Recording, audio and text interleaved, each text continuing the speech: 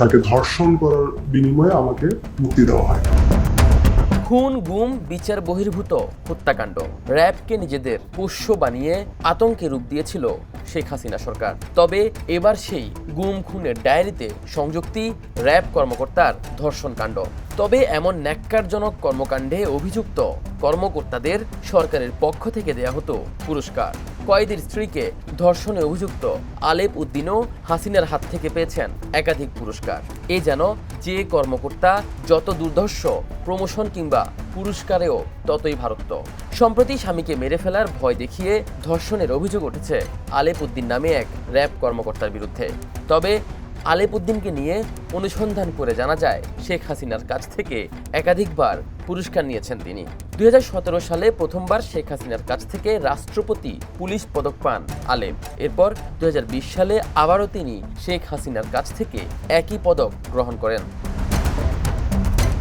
খোঁজ নিয়ে জানা যায় র্যাবে কর্মরত থাকা অবস্থায় আলেপকে ডাকা হতো জল্লাদ নামে, যা আলেপ নিজেও গর্ব করে বলতেন। 31তম বিসিএস এর কর্মকর্তা আলেপ পুলিশের চাকরি শুরু করেন 2013 সালে। এর ঠিক পরের বছরেই তার পদায়ন হয় র্যাবে। এরপর র্যাব 11-তে পাঠানো হয় আলেপকে। 2014 থেকে 2022 পর্যন্ত র্যাবে চাকরিরত ছিলেন আলেপ। দায়িত্ব পালন করেছেন ভারপ্রাপ্ত কমান্ডার, মিডিয়া সেল ও জঙ্গি সেল ইনচার্জ হিসেবে। জঙ্গি দমনের নামে মানুষকে বিচার বহির্ভূতভাবে হত্যা করেছেন বলে অভিযোগ রয়েছে আলেপ উদ্দিনের বিরুদ্ধে।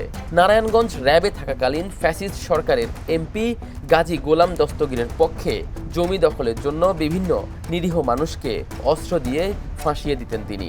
এরকম এক ঘটনায় তাকে নারায়ণগঞ্জ র্যাব থেকে বদলি করা হয় লালমনিরহাট জেলা পুলিশে। 29 অক্টোবর 2016 সিদ্ধিরগঞ্জে র্যাবের কথিত বন্দুকযুদ্ধে নিহত স্থানীয় বাসিন্দা দেলোয়ার হোসেন। আলেপ উদ্দিন তখন র্যাব 11-এর এএসপি ছিলেন। এ ধরনের বহু বিচার বহির্ভূত হত্যাকাণ্ডের সাথে জড়িত থাকার অভিযোগ রয়েছে তার বিরুদ্ধে। আলেপের মতো ঠান্ডা মাথার আরেক গ্রেপ্তারকৃত বরখাস্ত সেনা কর্মকর্তা জিয়াউল আহসান, যার বিরুদ্ধে উঠেছে গুম খুনের মতো বিচার বহির্ভূত হত্যাকাণ্ড সহ দুর্নীতির অভিযোগ। জুলাই অভ্যুত্থানে তার বিরুদ্ধে রয়েছে ছাত্র হত্যার অভিযোগ। তবে পেছনে ফিরলেই দেখা যায় আওয়ামী লীগের আমলে সেই জিয়াউল আহসানও রাষ্ট্রপতি পুলিশ পদকে ভূষিত হয়েছিলেন।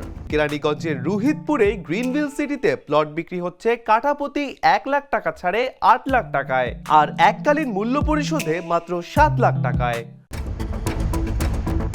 এছাড়াও বিরোধী শক্তিকে দমন পীড়ন সহ তাদের গুম খুনের নেতৃত্ব দেয়া পুলিশ কর্মকর্তা বিপ্লব কুমার বিশ্বাস ও মোহাম্মদ হারুনুর রশিদও ছিলেন শেখ হাসিনার আস্থাভাজন। যোগ্যতার বাইরে প্রমোশন ছিল মূলত এসব অপরাধের পুরস্কার। এছাড়া আরেক আলোচিত দুর্ধর্ষ পুলিশ কর্মকর্তা প্রদীপ কুমার দাস, মেজর সিনহা হত্যার মূল আসামি তিনি।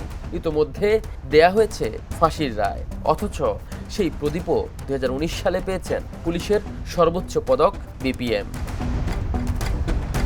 অভিযোগ রয়েছে কোটাধারী কুখ্যাত দলীয় কর্মীদের উচ্চ পদে প্রমোশন দিত আওয়ামী লীগ সরকার। শেখ হাসিনার বার্তাই যেন ছিল, যে যত দুর্ধর্ষ তার পদোন্নতি কিংবা পদকের পাল্লায় থাকবে ততই চাকচিক্য। আফতাব শুভ, দ্য নিউজ।